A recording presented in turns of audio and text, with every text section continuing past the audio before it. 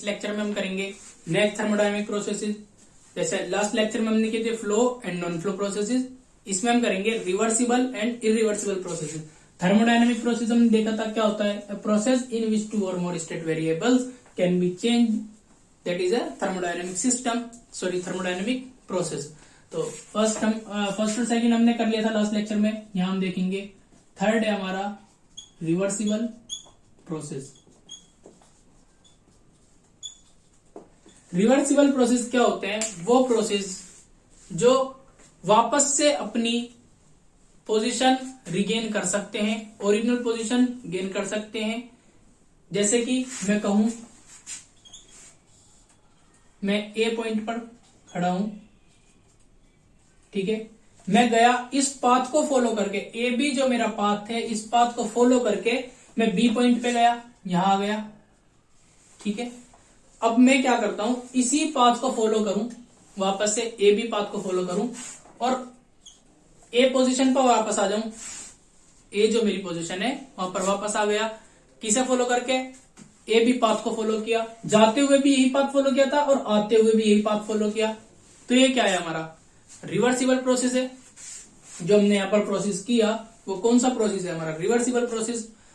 अब मैं यानी सिंपल लैंग्वेज में अगर कहूं, जिस रास्ते से हम जा रहे हैं या जो हमारा प्रोसेस है जिस रास्ते से हो रहा है उसी रास्ते पर वापस से जो जब आ रहा है अपनी ओरिजिनल पोजीशन पे, तो कौन सा पाथ फॉलो कर रहा है, वही रास्ता फॉलो करके वापस आ रहा है, तो वो है हमारा reversible process.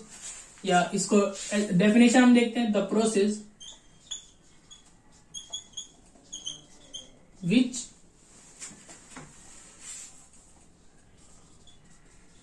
follow the same path as that of forward path. यानी फॉरवर्ड डायरेक्शन में जाते हुए, जब पॉजिटिव वर्क करते हुए या फॉरवर्ड डायरेक्शन में जाते हुए जब हमारा जो पाथ है उसी को वापस रिगेन, ओरिजिनल पोजीशन रिगेन करने के लिए यूज किया है, without affecting system and surrounding. यहां पे एक लाइन ऐड कर सकते हैं, विदाउट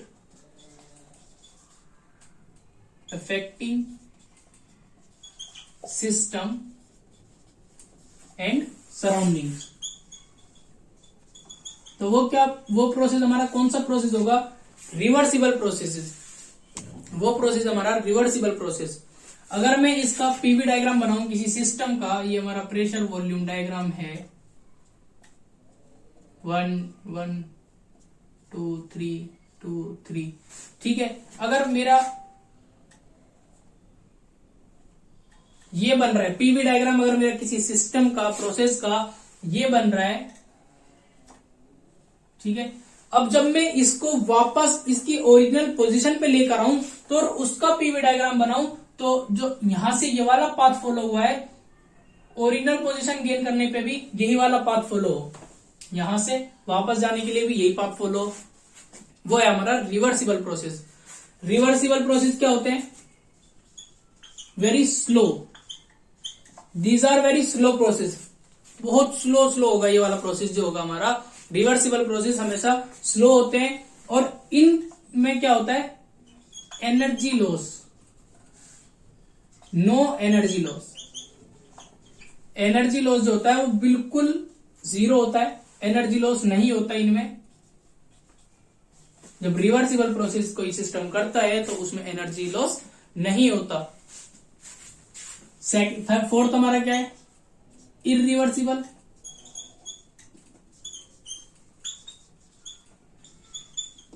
इरिवर्सिबल प्रोसेस रिवर्सिबल का ऑपोजिट है। इनमें क्या होगा, एनर्जी लॉस भी होगा, ये प्रोसेस फास्ट होंगे। पीवी डायग्राम में अगर मैं इनका पीवी डायग्राम बनाऊं तो क्या होगा, किसी प्रोसेस का पीवी डायग्राम है, 1 1 2 3 4 2 3 4, ये मेरा अगर पीवी डायग्राम है, ठीक है, ये मेरा पीवी डायग्राम है, इसका फॉरवर्ड पाथ का है। ये जब हमारा वर्क जो प्रोसेस है फॉरवर्ड पाथ में जब हमारा प्रोसेस हुआ तो फॉरवर्ड पाथ के लिए हमारा पीवी डायग्राम ये है, ये पाथ यूज किया। लेकिन जब ये बैकवर्ड डायरेक्शन में यानी अपनी ओरिजिनल पोजीशन रीगेन करने जा रहा है, तो क्या हो रहा है, दूसरा पाथ यूज कर रहा है। एक तो इरिवर्सिबल प्रोसेस क्या होते हैं, वो प्रोसेस जब एक बार हो गया, कोई स्टेट है उसकी, हमारे किसी सिस्टम की स्टेट है, अब वो चेंज हो गई, तो वापस वो अपनी स्टेट नहीं रिगेन कर सकता या वापस उसी पोजीशन में नहीं आ सकता जो पोजीशन हमारी चेंज हुई है, वो होते हैं हमारे irreversible process. The process which does not follow the same path as that of forward path। अब क्या हो रहा है, अगर मैं ए पॉइंट पर हूं और बी पे गया, ठीक है, ए से बी पे गया, लेकिन अब मुझे जब बी से ए पे आना है तो मैं इस वाले पाथ को फॉलो नहीं किया, इस वाले से आ गया, ठीक है। मैं गया, आपने भेजा कि भाई कुछ सामान लाना है, गया तो इधर वाली गली से, आ गया पीछे वाली गली से।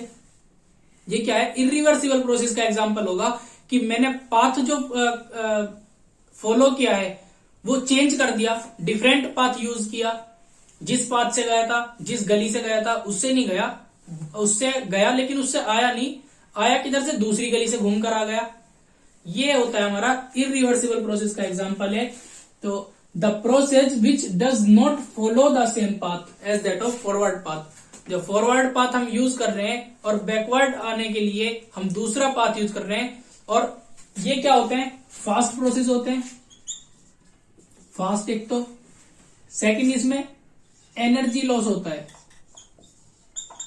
अब जैसे अगर मैं एग्जांपल लूं, ये मेरा एक स्लोप है, ठीक है,